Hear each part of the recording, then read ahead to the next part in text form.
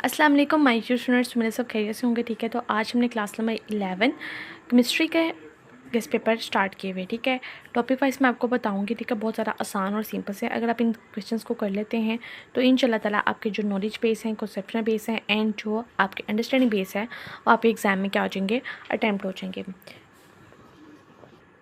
इसके अलावा आपको मेरे स्क्रीन पे नंबर शो हो रहा होगा। ठीक है, इसमें से अगर आपको किसी का भी आंसर नहीं मिलता तो आप मेरे व्हाट्सएप पे मुझे मैसेज करिए, मैं आपको इसकी पीडीएफ सेंड कर दूँगी। ठीक है, तो बस आपने क्या करना है मेरे बेटा, आपने इनको याद करना है और इनको अच्छी तरह से याद करना है ताकि एग्जाम में आए तो आप इनको अटैम्प्ट कर सकें। ठीक है, फर्स्ट चैप्टर का हमारे पास जो पहला टॉपिक है वो क्या है, एटम का है। एटम में से कौन के क्वेश्चन बन सकते हैं हमारे पास, what are ions, under what condition they are produce. Second question हमारे पास है difference between atom and molecules. Third आएगा define cation and anion, most important है।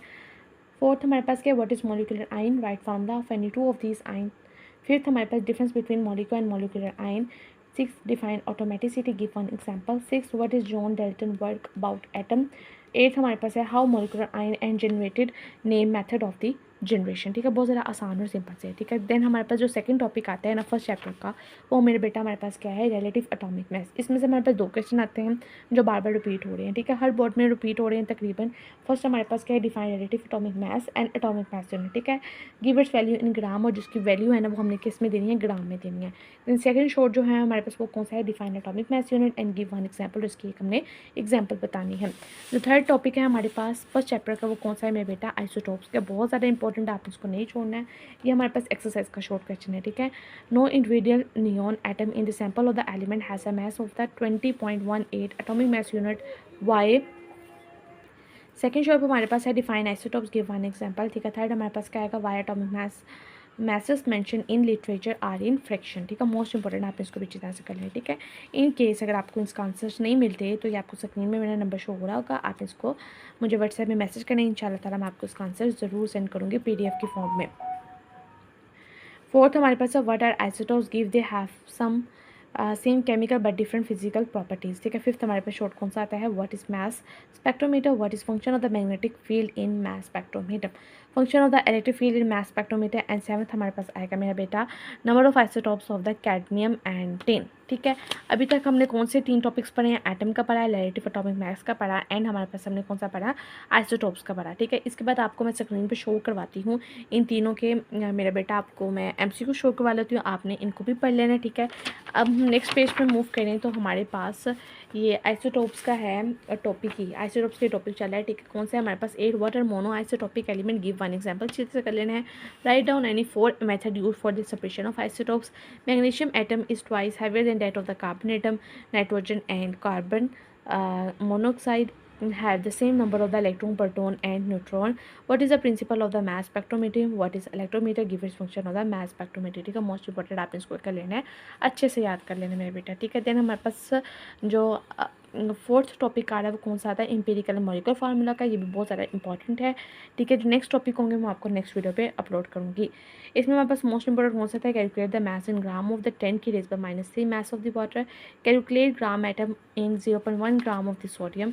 थर्ड हमारे पास आएगा molecular formula is a multiple of the empirical formula explain with example. ठीक है, then हमारे पास आता है right function of the potassium hydroxide in commercial analysis. ठीक है, difference between empirical and molecular formula, a compound में have the same empirical as well as the molecular formula, define molecular formula, how it is related to the empirical formula. Eighth हमारे पास है calculate the percentage of the nitrogen in. ठीक है, यहाँ पे हमने nitrogen की जो परसेंटेज है उसको मालूम करना है। How can we justify with the example molecular formula is equal to the number of the moles multiply the empirical formula, इसको हमने जस्टिफाई करना है। इसका अगर आपको आंसर नहीं मिलते तो मैं आपको बार बार बता रही हूँ, मेरे व्हाट्सएप में आपने मैसेज करना है, मैं आपको उसका क्या कर दूँगी, आंसर सेंड कर दूँगी। ठीक है, देन हमारे पास टेंथ है write the formula to determine the percentage of the carbon and hydrogen in combustion analysis. ठीक है, 11th हमारे पास कौन सा है, define empirical formula and give no example. ठीक है, तो मेरा बेटा आज हमारे पास मुख्तलिफ टॉपिक कवर हो गए, 4 टॉपिक हमारे पास कवर हो गया, आप इनको अच्छे से कर लेना। ठीक है, इसके अलावा मैं आपको लास्ट पे एमसीक्यू शो करवा दूँगी। ठीक है, आपने उनको भी अच्छे से पढ़ लेना जो बार बार एग्जाम में पूछे जा रहे हैं। ठीक है, बहुत ज़्यादा आसान और सिंपल से आपने इन सबको अच्छे से पढ़ लेना है। अगर आप ये कर लेते ना तो आपके इंशाल्लाह ताला चाहे वो कंसेप्शन हो, नॉलेज हो या अंडरस्टैंडिंग हो, आप इसको आसानी से कर सकते हैं। ठीक है। हमारे पास जो फर्स्ट टॉपिक था एटम का था, ठीक है। इसके हमारे पास एमसीक्यूज़ दिए हुए हैं। आपने क्या करना है, इनको एक दफ़ा पढ़ लेना है, इनका स्क्रीनशॉट ले लेना है और आपने इनको रीड आउट कर लेना है, ठीक है। जो इनका राइट आंसर है वो मैंने मार्क कर दिया हुआ है, बस आपने इनको एक दफ़ा पढ़ लेना है ताकि एग्ज़ाम में अगर आए तो आप इसको आसानी से क्या कर सकें, अटैम्प्ट कर सकें। इसके अलावा मेरे बेटा हमारे पास जो सेकंड टॉपिक था वो रिलेटिव एटॉमिक मास का था। उसमें से सिर्फ एक एमसीक्यूज़ आया हुआ है, बार बार रिपीट हो रहा है, तो आपने क्या करना है, इसको अच्छे से पढ़ लेना है, तकरीबन हर बोर्ड में ही आया हुआ है, ठीक है। देन हमारे पास जो थर्ड टॉपिक था वो कौन सा था, आइसोटॉप्स का था। आपने इसको भी अच्छी तरह से मेरा बेटा क्या कर लेना है, रीड आउट कर लेना है, इनके एमसीक्यूज़ का भी, ठीक है। आपने स्क्रीनशॉट ले लेना है। इंशाल्लाह ताला इसी में से फाइनल एग्ज़ाम में पूछा जाएगा आपसे, ठीक है। ये हमारे पास आइसोटॉप्स का टॉपिक यही चल रहा है, ठीक है। देन हमारे पास जो फोर्थ टॉपिक है वो कौन सा है, एम्पिरिकल एंड मॉलिक्यूलर फार्मूला के। इनके एमसीक्यूज़ आपको ये दिए हुए हैं, आपने क्या करना है, इनको भी अच्छी तरह से पढ़ लेना है ताकि एक एग्जाम में है तो आप आसानी से क्या कर सकें, मेरा बेटा इसको अटैम्प्ट कर सकें।